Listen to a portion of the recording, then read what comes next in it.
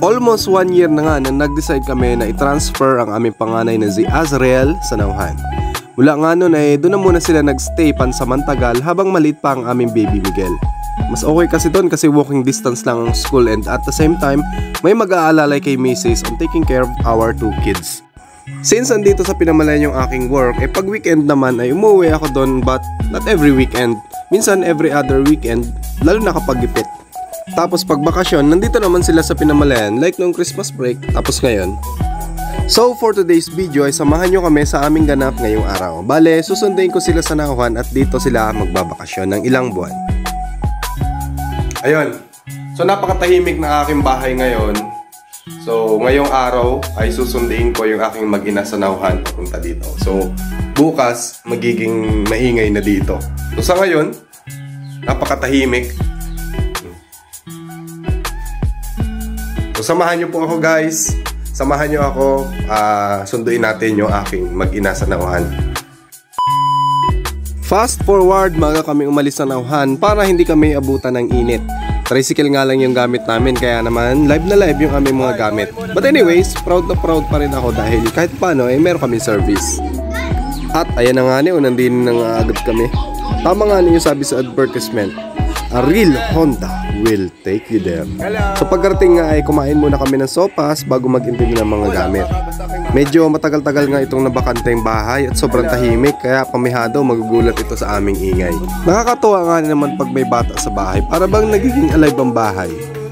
Masaya, tapos makalat, tapos masakit ng nalalamunan mo kakasaway. Pero ang best part doon ay nakakawala ng pagod pag galing ka sa trabaho.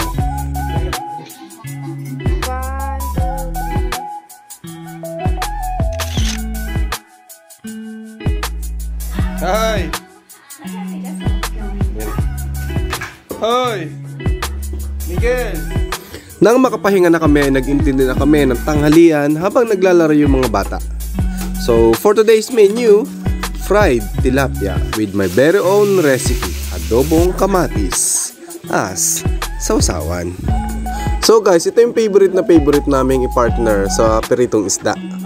So, naggayat lang ako ng kamatis, tapos sibuyas. Tapos, igigisa ko lang yan sa toyo. So, habang nagpipirito kami, ay nilaro ko muna itong si Miguel. Tita! Ano pinanonood mo? Ano pinanonood mo? Great job! This is clapping. Can you clap with me? Can you clap daw? Can you clap? Clap!